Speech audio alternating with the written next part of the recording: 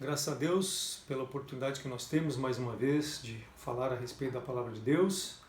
Convido os irmãos a abrirem suas Bíblias para o livro de Romanos, capítulo 8. Romanos 8, leremos dois versículos, versículos 28 e versículo 29. Romanos 8, 28 e 29.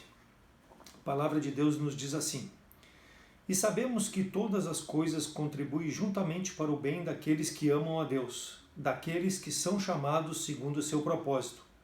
Porque os que dantes conheceu também os predestinou para serem conformes à imagem de seu Filho, a fim de que ele seja o primogênito entre muitos irmãos. Vamos orar.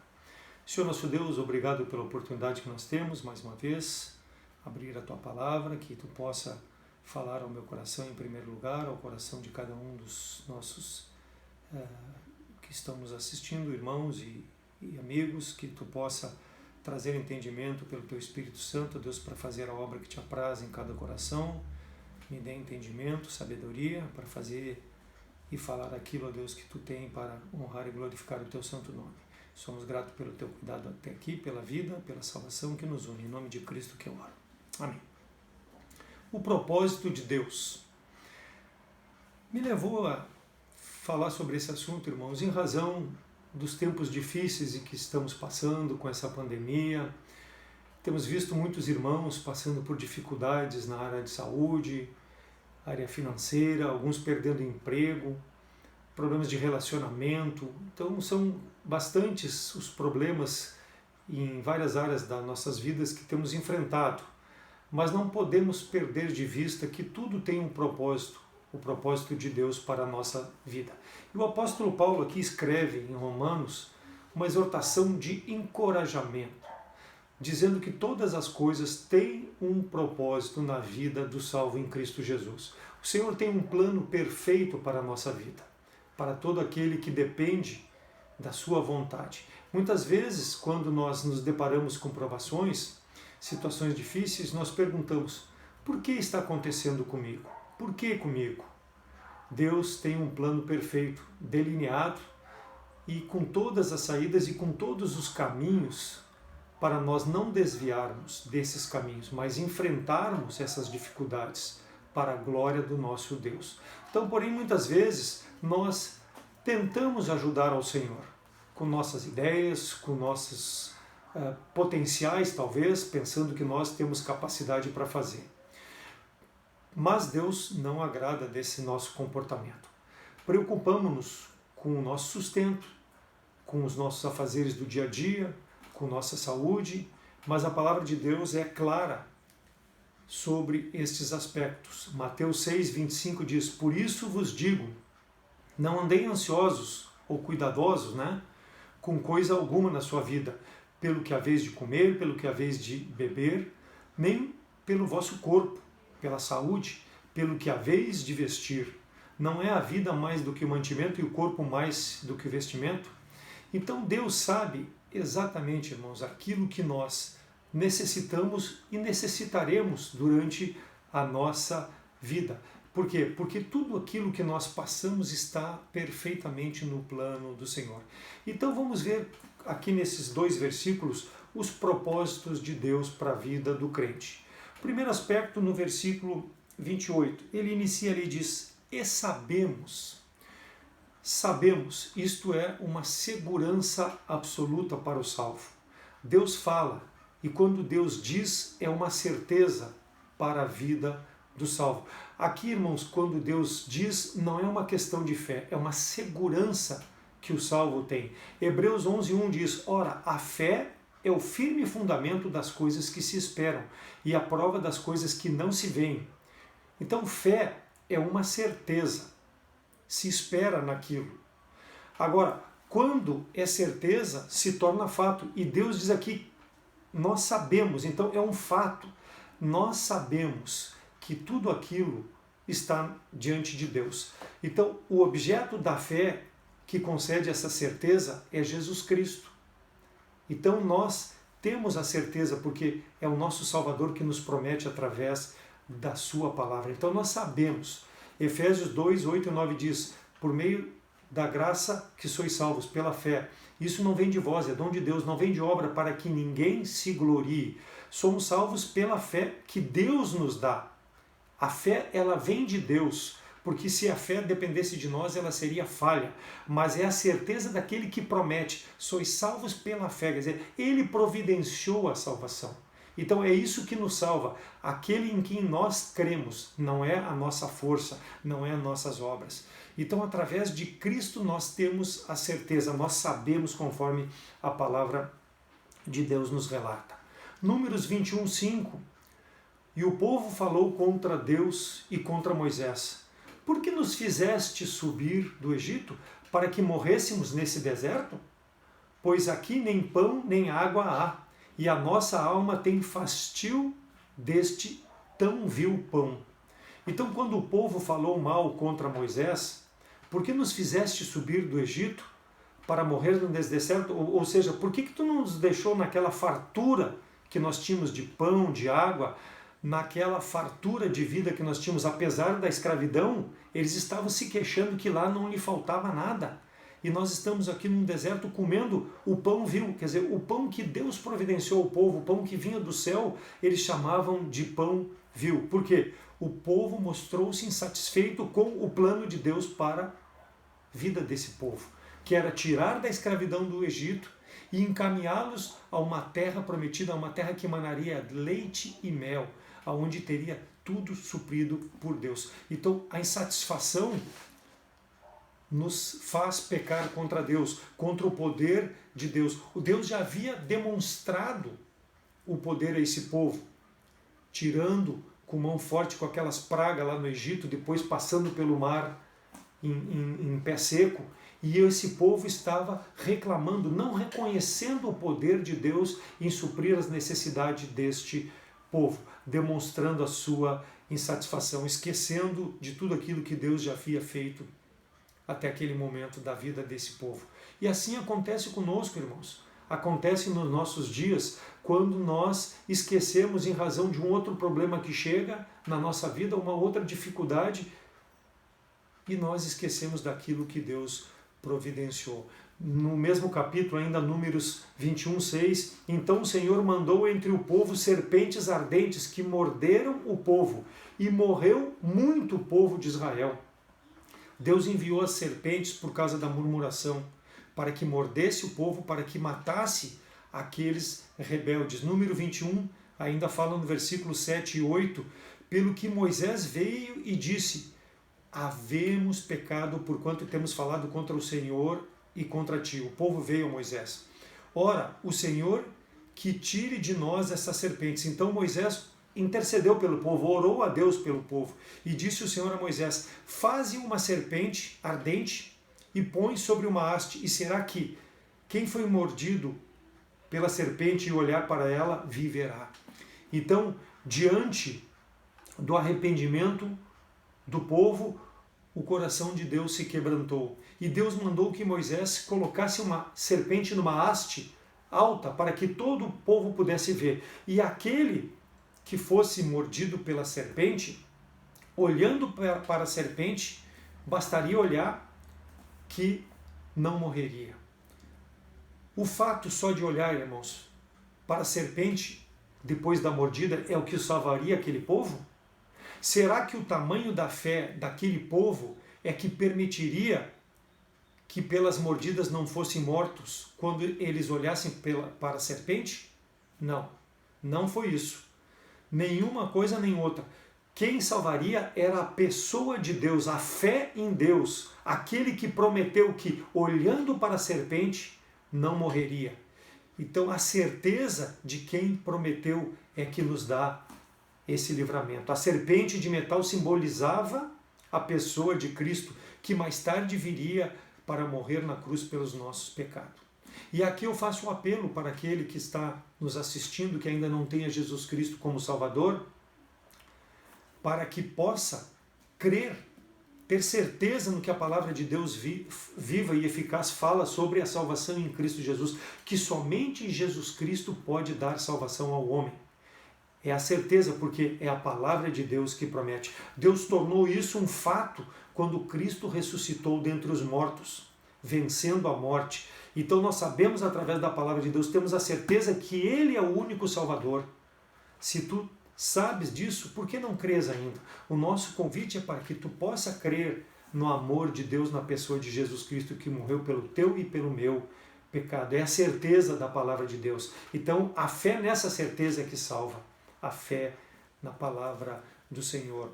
Lucas 13, 18 e 19, e dizia: a quem é semelhante o reino de Deus?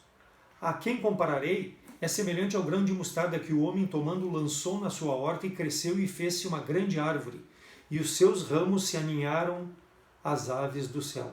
As aves do céu se aninharam em seus ramos. Por quê? Porque Deus proveu o sustento, a provisão para aqueles que Ele criou. Assim como Deus faz para conosco, irmãos. Nós sabemos, porque a palavra de Deus nos dá essa certeza de que toda e qualquer necessidade que nós tivermos, em Deus nós temos o suprimento dessas necessidades. Certeza daquele que prometeu. É por isso que nós temos que viver. Deus não é homem para que não minta. Deus não mente, se Ele prometeu, Ele vai cumprir. Então, irmãos, nós temos essa certeza. Todas as coisas contribuem para o bem. Nós sabemos disso.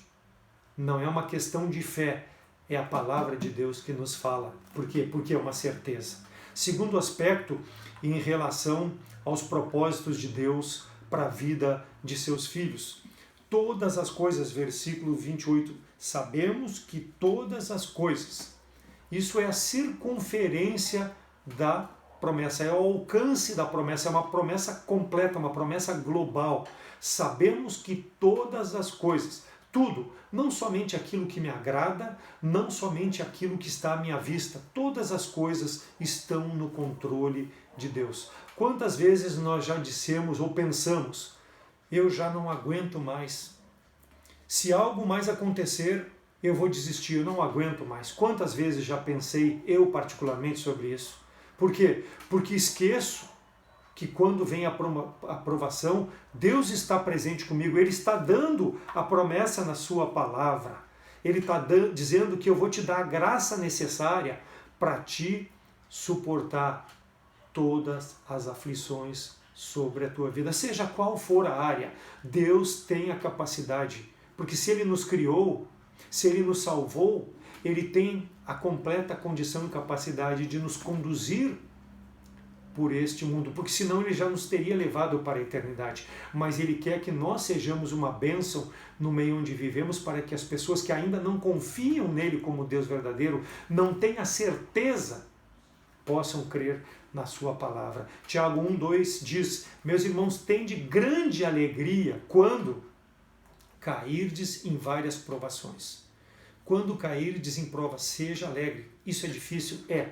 Mas Tiago tinha a certeza de que as coisas que estavam acontecendo sobre a sua vida, as perseguições como apóstolo, eram para a glória de Deus. Por quê? Porque Deus ama aqueles a quem Ele salvou. E Ele vai proteger. Não do nosso jeito, mas da forma como Ele tem preparado para receber a glória. Então, quando nós interferimos nos planos de Deus, nós estamos interferindo na glória que Deus quer receber através da nossa vida para Ele. Problemas financeiros, problemas de relacionamento, doenças, morte, não são coisas agradáveis. Ninguém de nós deseja. Mas, irmãos, a palavra de Deus diz que isso contribui para o nosso bem, para o bem daqueles que amam a Deus. Por quê? Porque Deus permite a fim de nos provar. E quando Ele nos prova, irmãos, não é porque Ele quer o nosso mal, não é porque Ele deseja o nosso mal, mas porque Ele quer ver se nós estamos esperando na certeza da Sua palavra, nas Suas promessas, ou nós estamos esperando no alcance da nossa força. Não que nós não tenhamos que fazer a nossa parte. Nas provações nós temos que fazer a nossa parte, nós temos que sair da nossa zona de conforto, nós temos que correr atrás, nós temos que fazer por onde, não para merecer, mas para Deus verificar que nós chegamos ao nosso limite e que a partir dali Ele precisa agir.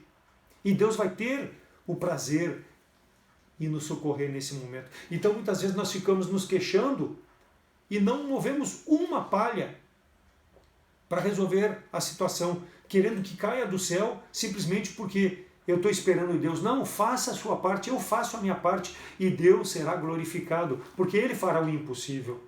É nas mãos dele que está o impossível. Mas nós não podemos alterar nos planos de Deus para a nossa vida, mas esperar no plano perfeito dele. Alguém disse, é melhor andar na escuridão confiados no Senhor do que na luz do dia sem Ele. Melhor andar na escuridão confiados no Senhor do que na luz do dia sem Ele. Na luz desse mundo sem Deus, nós estamos perdidos. Salmo 119, 105 diz, lâmpada para meus pés é a tua palavra e luz para o meu caminho, luz para me guiar no meio dessas provas, dessas dificuldades, deste mundo perverso que tenta nos afastar dessas verdades da palavra de Deus. E nós, como crentes, já nos apropriamos da salvação em Cristo e precisamos viver por essa certeza, para a glória do nosso Deus. O servo Jó, servo de Deus, quando foi provado pelo Senhor, Deus permitiu que Satanás lhe retirasse os bens materiais, lhe retirasse a família, os filhos, que tocasse no seu corpo com aquela chaga que ele sentado raspava com um caco de telha, aquelas chagas incuráveis, e até a sua mulher amaldiçoou a Deus e pediu para que ele amaldiçoasse a Deus pela sua condição. Porém, ele ficou firme, irmãos. Ele ficou inabalável, na certeza de Deus estar presente em sua vida. Então, quando seus amigos chegaram, os amigos da onça, chegaram e atribuíram aqueles acontecimentos na vida de Jó em razão da iniquidade de vida que ele vivia, e a palavra de Deus nos diz lá no capítulo de 1 que ele dia a dia sacrificava a Deus por qualquer fato que ele pudesse fazer de errado, ou até os seus filhos fizessem de errado, já sacrificava antecipadamente pedindo perdão a Deus. Esse homem íntegro, recebendo desses amigos da onça críticas, dizendo que tudo aquilo era em decorrência do pecado, de uma vida que não agradava a Deus. Mas Jó não, irmãos. Jó permaneceu firme, inabalável diante da circunstância, porque ele sabia que de Deus ele não receberia só as coisas agradáveis, mas também as coisas desagradáveis. Como já falei, não que Deus tenha desejo, mas para provar-nos o nosso caráter. E assim a vida cristã. Não pense aquele que ainda não crê em Jesus Cristo como Salvador, que muitas denominações pregam que vai ser livre de todos os problemas. Não, a vida cristã é uma dureza, mas a vida cristã é a certeza de que Deus está conosco até a consumação dos séculos, até a vinda de nosso Senhor Jesus Cristo. Por quê? Porque é a certeza da palavra de Deus, é a promessa, e é nesse que nós confiamos. Então esse homem Jó profere palavras de uma certeza em quem ele esperava, pois sabia que todas as coisas estavam no plano e no controle perfeito de Deus, mesmo que os seus amigos o acusassem. Jó 19, 25 a 27 diz, porque eu sei que meu Redentor vive e que por fim se levantará sobre a terra, e depois de consumida a minha pele, ainda na minha carne verei a Deus. Vê-lo-ei por mim mesmo, e os meus olhos, e não dos outros, o verão. E por isso o meu coração se consome dentro de mim. Então a certeza que vinha de um relacionamento perfeito entre Jó e Deus. Jó confiava em Deus, que aquilo que ele passava era o melhor para a sua vida. E no fim do livro de Jó, capítulo 42, Jó declara a sua confiança nos planos de Deus. Diz Jó 42, 2, bem sei eu que tudo podes e nenhum dos teus pensamentos pode ser impedido. Então tudo aquilo que passou sobre a minha vida, Senhor, foi porque era o teu plano para a minha vida. E Jó suportou, irmãos. Jó foi aprovado e deve ser um desafio para a nossa vida. Em meio a tamanhas dificuldades que temos passado, muitos irmãos têm sofrido, em meio a essa incerteza da pandemia, quando vamos voltar a trabalhar, quando vamos voltar a cultuar a Deus, quando vamos voltar a nos relacionar com os nossos familiares. Mas fiquemos firmes na palavra do Senhor, porque estou convosco, assim como era a certeza desse homem chamado Jó. Satanás provou a Jó, mas Satanás não teve poder em tocar na sua confiança em Deus, na sua fé inabalável. Tocou no corpo, mas não tocou no íntimo, na alma, na vida desse homem que esperava no Senhor. Segundo Reis, capítulo 4, nós encontramos a narrativa da mulher sunamita, que juntamente com seu marido resolveram acolher o profeta Eliseu, que sempre passava pela casa deles, e ela resolveu acolher ele. Se o irmão puder abrir, pode abrir 2 Reis 4, de 8 a 37. Eu não vou falar sobre todos os versículos, alguns versículos vou referir para que entendam o contexto do que está acontecendo.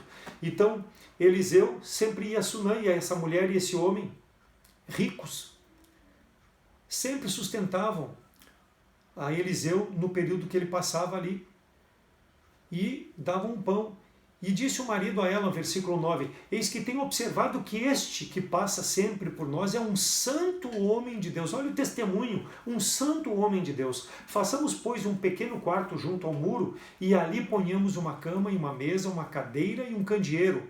E há de ser que, vindo ele a nós, se retirará para lá. Então, prepararam um quarto para receber Eliseu, mesmo que um pouco separado da casa, pudesse ter comunhão com eles, em razão de reconhecer o testemunho desse homem de Deus. E aí no versículo 13 diz, ele vendo Eliseu que o casal tratava ele muito bem, com muita dedicação, ele pergunta ao seu criado Geazi, o que se pode fazer por esse casal para retribuir o benefício que eles estão fazendo por nós. E aí no versículo 14, Geazi responde, ora, eles não têm filho e o homem já é velho em idade. Pelo que disse, chama a sunamita. E a sunamita veio. E Eliseu disse, olha, sunamita, aqui um ano, um tempo determinado, Deus vai te conceder um filho e tu vai abraçar e ter um filho. Uma retribuição pelo tratamento, uma consideração pelo tratamento. A mulher sendo estéril, Eliseu prometeu que ela teria um filho. E ela disse, não, meu senhor, homem de Deus, não minta para mim. Por quê? Porque ela sabia que era estéril. Mas a palavra de Deus estava na boca do profeta. E ela teve a certeza que a palavra de Deus estava na boca do profeta. Pelo tratamento que recebera, estava recebendo uma bênção. E ela recebeu a bênção. E concebeu, versículo 17, a mulher e deu à luz um filho no tempo determinado por Eliseu, segundo ele havia dito. Um ano depois a mulher abraçou um filho. E aí a criança crescendo, certo dia foi com o pai para o campo fazer a cega, narra lá o versículo 18 ao 19, e a criança se sentiu mal, teve uma dor de cabeça. Os servos levaram de volta para sua mãe, chegando na casa, a criança morreu no colo de sua mãe. Ela pegou e levou o menino para o quarto de Eliseu, lá onde estava o quarto de Eliseu, colocou na cama, fechou a porta, pediu para que os seus servos abaldrassem um jumento, e ela foi com o guia em direção a Eliseu. Chegando lá, de longe Eliseu percebeu que vinha a mulher e mandou Geazi ao encontro, mas ela não quis falar com Geazi. Chegando próximo a Eliseu, ela se colocou aos pés de Eliseu e disse, versículo 26, agora pois, quando o servo foi, corre ao encontro e diz-lhe, vai bem contigo, vai bem com teu marido, vai bem com teu filho? E ela disse, vai bem.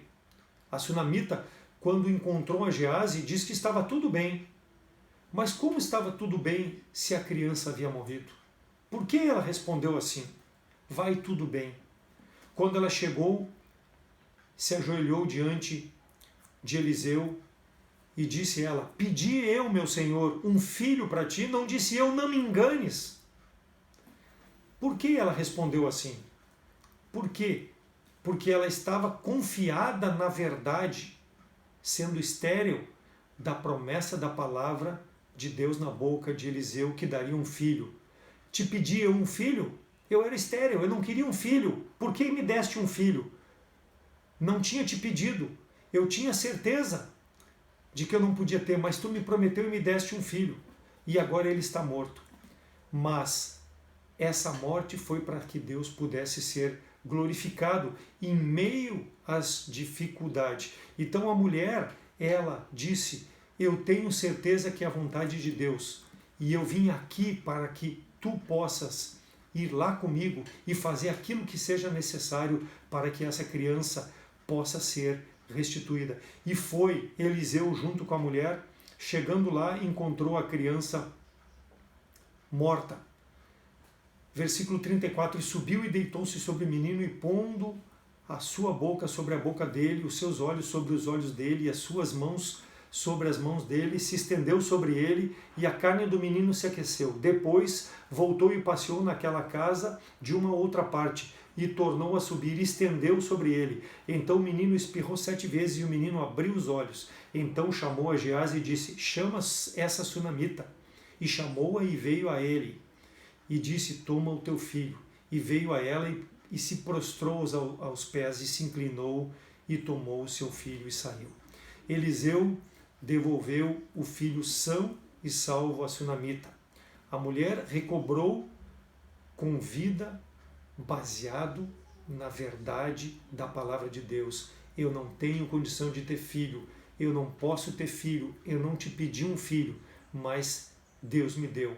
Então recobrou para mostrar essa história, para mostrar o poder de Deus na vida daquele que tem certeza na palavra do Senhor, naquele que sabe que todas as coisas são para o bem do seu servo. Ah, mas a criança morreu, mas foi para o bem da mulher, para que a mulher pudesse glorificar a Deus com a sua vida. Assim, irmãos, deve ser com o salvo.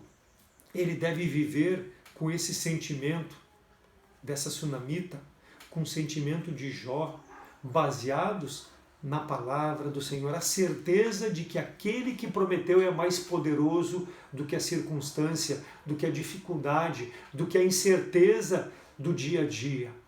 Nós devemos confiar que todas as coisas, porque nós sabemos que elas são vindas de Deus. Sabemos uma certeza que todas as coisas, o alcance, não é uma questão de fé, é um fato, porque é a palavra de Deus que fala. Por terceiro aspecto, cooperam, versículo 28 diz, sabemos que todas as coisas contribuem juntamente, diz aqui na minha Bíblia. Então, a cooperação da promessa contribui juntamente, mesmo que muitas vezes nós não entendemos, como a sunamita, pela morte do filho, mas elas contribuem. Quando nós, irmãos, fazemos um pão, nós tomamos os ingredientes separados, fermento, farinha, alguns usam leite, outros usam água, sal, gordura, e amassamos aquilo tudo, né?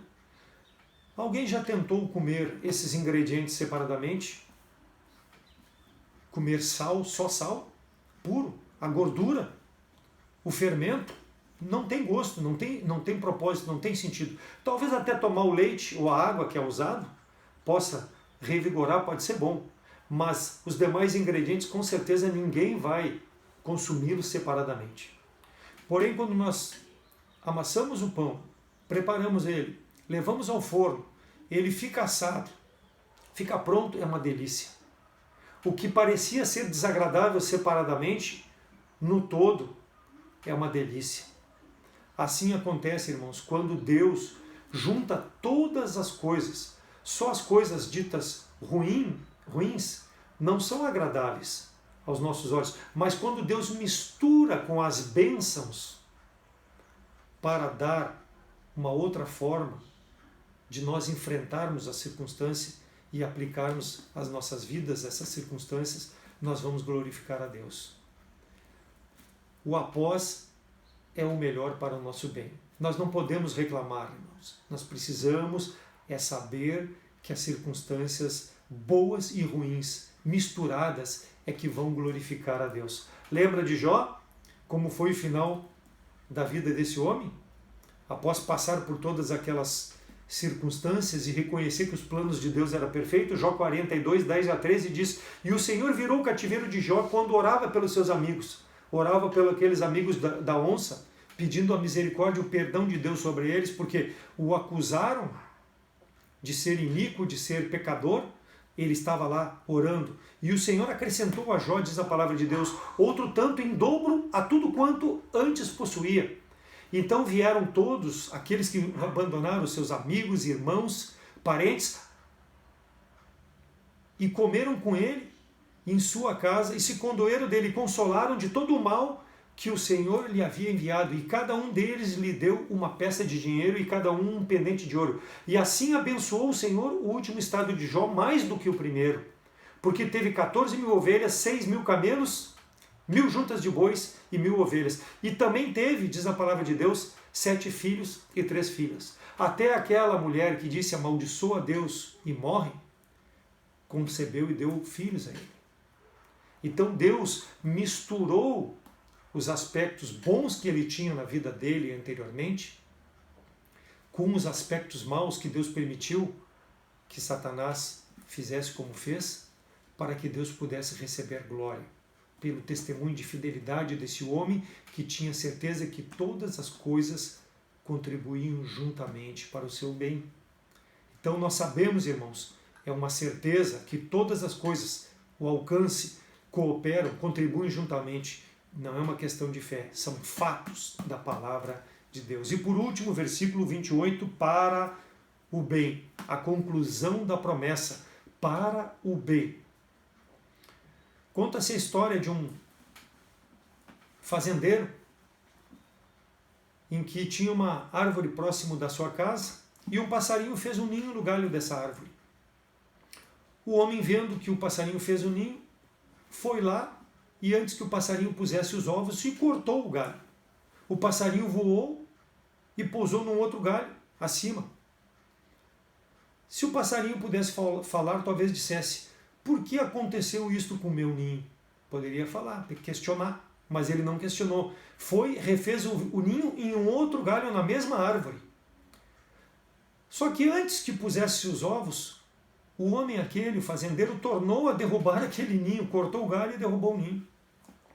Talvez, numa segunda oportunidade, se o pássaro pudesse falar, pudesse perguntar: por que eu de novo?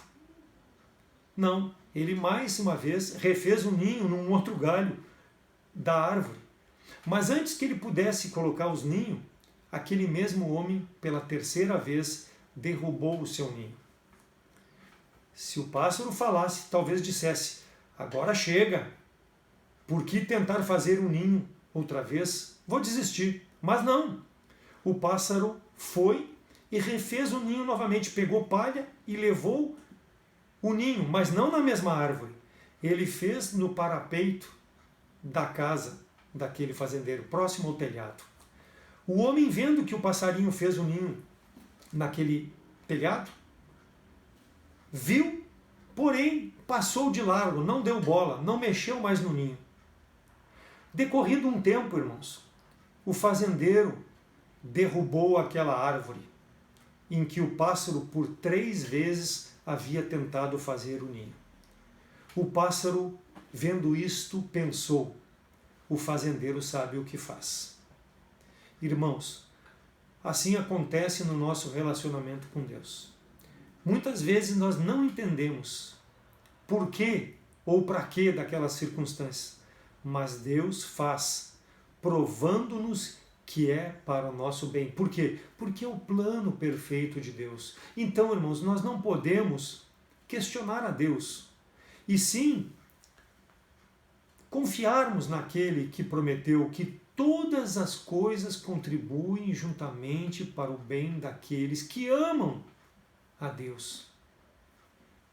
E se nós amamos a Deus, nós temos muito mais reciprocidade, irmãos, porque Ele deu o seu Filho na cruz pelos nossos pecados. Foi Ele que nos deu a salvação. Deus jamais vai fazer algo na minha vida, na tua vida, para o nosso mal, a não ser que nós estejamos rebelados diante de Deus e mereçamos uma correção.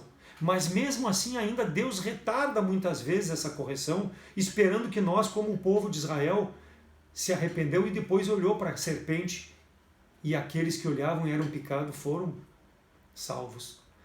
Então Deus tem a sua vontade perfeita, mas nós precisamos confiar, irmãos, porque nós sabemos, nós temos certeza que todas as coisas contribuem para o nosso bem.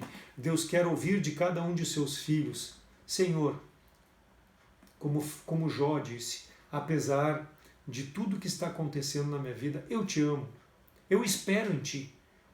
Por quê? Porque eu não tenho outro em quem esperar. Versículo 29, porque os que dantes conheceu também os predestinou para serem conforme a imagem de seu filho, a fim de que ele seja o primogênito entre seus irmãos. Conformação, para serem conformes à imagem de seu filho.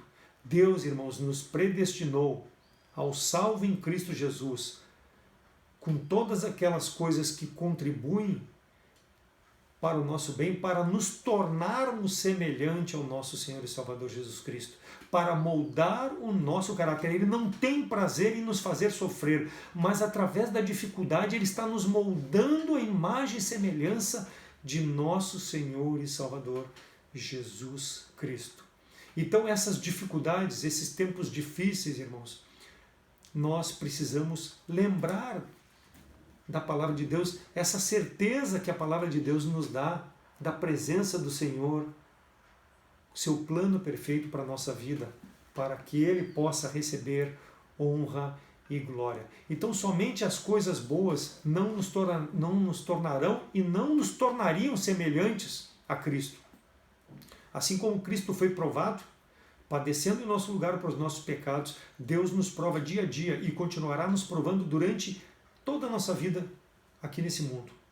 Deus está conosco para nos aperfeiçoar o nosso caráter, para que nós possamos mostrar para aqueles que ainda não creem em Jesus Cristo como Salvador, que nós vivemos uma vida de certeza, que somos passageiros nesse mundo e que logo, logo, seja pela morte, seja pelo arrebatamento, estaremos na presença de Deus, não porque merecemos, mas porque aquele que prometeu nos dá essa certeza e nós confiamos nessa palavra. Paulo diz em 2 Coríntios 6,10, como contristados, mas sempre alegres, como pobres, mas enriquecendo a muitos, como nada tendo, mas possuindo tudo. Essa é a vida do cristão. Em meio à circunstância, glorificar a Deus, mostrar às pessoas que nós temos o plano de Deus perfeito para a nossa vida. Independente daquilo que nos agrada, nós estamos vivendo para glorificar a Deus. Sabemos, é a certeza, que todas as coisas, a circunferência ou o alcance, cooperam, contribuem juntamente para o bem daquele que ama ao Senhor, para o nosso bem. Se muitas vezes temos reclamado de Deus, irmãos, que Ele possa ter misericórdia de mim e da tua vida, diante dessas reclamações, que nós possamos nos arrepender e vivermos o dia a dia na certeza da palavra do Senhor. E se aquele que nos assiste não tem Jesus Cristo como Salvador, não crê ainda na palavra do Senhor, não tem certeza nessa verdade, o nosso convite é que para que aceite a Jesus Cristo como Salvador, aproprie-se da palavra de Deus, a certeza de que o Filho de Deus veio ao mundo para morrer na cruz pelo meu, pelo teu pecado, para dar vida eterna, para o dia que partir desse mundo não seja condenado, mas possa estar na presença de Deus, porque aceitou a Jesus Cristo como Salvador. Nosso convite é para que possa passar a eternidade na presença de Deus com a certeza da vida eterna em Cristo Jesus, aceitando o sacrifício de Cristo. Nos procure através das redes sociais que estão dispostas na nossa projeção e Deus estará sendo glorificado na tua vida no momento em que tu receber Jesus Cristo como Salvador. Procure-nos e nós te mostraremos como tu pode ter a certeza da vida eterna em Cristo Jesus. Amém? Vamos orar. Senhor, mais uma vez te damos graça pela tua palavra.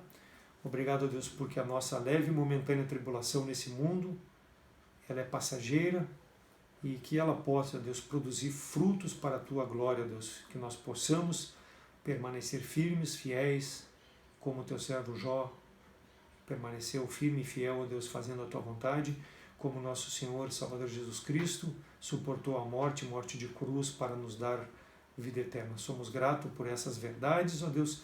Sabemos que não passaremos facilidades, mas em meio a todas as dificuldades temos essa certeza da tua presença até o dia em que tu venha nos buscar para eternamente estarmos na tua presença eternamente. Graças te damos pela tua palavra. Fala os corações daqueles que não conhecem a Cristo como Salvador, que possam fazer uma decisão antes, ó Deus, que esse último dia de vida nesse mundo possa impedir a certeza da vida eterna. Graças te damos por tudo, em nome de Cristo que eu amo. Amém. Obrigado pela atenção de todos. Até uma próxima oportunidade.